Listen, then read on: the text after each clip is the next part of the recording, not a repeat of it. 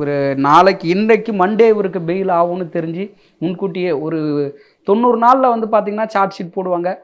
அதே போல் வந்து குண்டாஸ் வந்து பார்த்திங்கன்னா இது பண்ணுவாங்க. குண்டாஸ் கூட ஒரு 90 நாளுக்குள்ளார போடணுன்ற ஒரு இதெல்லாம் இருக்குது. அவசரமாக அந்த ஒரு வாரத்துக்குள்ளார அந்த 4 நாட்கள் ஒரு வாரத்துக்குள்ளார இவர் மேலே வந்து பார்த்திங்கன்னா குண்டாஸ் போடுவதற்கான காரணம் என்ன?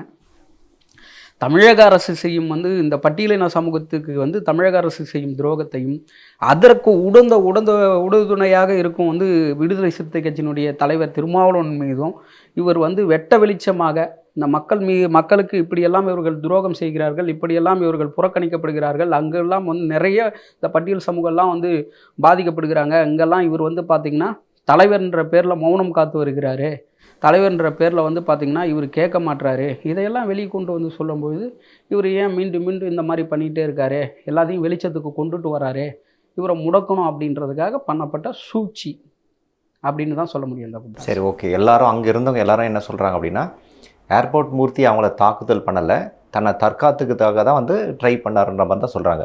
அப்படி இருந்தும் காவல்துறை சார்பில் அவர் மேலே வந்து என்ன குற்றச்சாட்டு இருக்குது?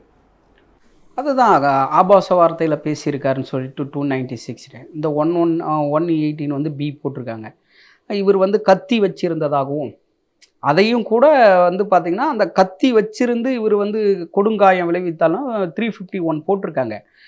கோர்ட்டில் கேட்கும்பொழுது கூட இவர் ஒரு நாள் கஸ்டடி எதுக்கு வந்து கொடுக்கணும் அப்படின்னு கேட்கும்பொழுது கூட இல்லை இவர் கத்தியை எங்கு மறைத்து வைத்திருந்தார் இவர் அந்த அப்படின்னு அப்பயே வந்து பார்த்திங்கன்னா அதே கூட அந்த கத்தியே நீங்கள் எடுத்துக்கொள்ள போனால் கூட நாங்கள் அப்பயே அவர் தூக்கி போட்டுட்டார் அப்படின்னு தான் சொல்கிறாங்க. ஒரு சின்ன கத்தி வந்து சிட்டியில் எங்கே போட்டார் எது போட்டார்ன்றது வந்து தேட முடியாது. அதுக்கும் நாங்கள் வந்து பார்த்திங்கன்னா ஜட்ஜிக்கிட்ட நாங்கள் ரிப்ளை பண்ணுறோம், எங்கள் அட்வொகேட் எங்கள் வழக்கறிஞர் தரப்பில் வந்து நாங்கள் ரிப்ளை பண்ணுறோம் சொல்லுவோம். இவர் மீது வந்து பார்த்தா எப்படியாவது திட்டமிட்டு இவரை முடக்கி சிறைக்கு கொண்டுட்டு போயிட்டு இவரை தள்ளி இவரை வந்து பார்த்திங்கன்னா இவரை கருத்து குரல் வலையை நெரிக்கணும். இதுதான் அவங்களுடைய முதன்மையான நோக்கம்.